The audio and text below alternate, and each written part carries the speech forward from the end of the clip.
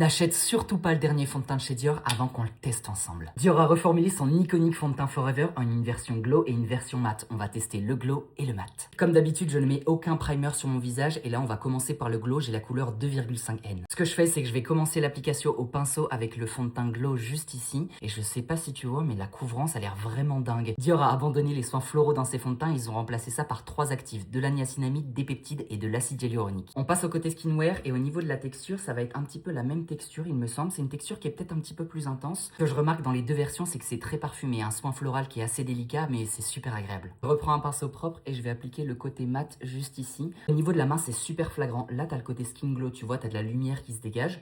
Et là, t'as le côté skinwear. Alors, t'as quand même un petit peu de lumière, mais c'est quand même beaucoup plus mat. Le côté skinwear est légèrement plus floutant. Le côté skin glow, il met pas en valeur mes pores, mais il est quand même plus lumineux. Les deux nous promettent 24 heures de tenue sans transfert et sans retouche. On passe la journée ensemble et je reviens ce soir. Par au travail, il est actuellement 12h30. Voilà comment le fond de teint est. Ça, c'est le côté glow.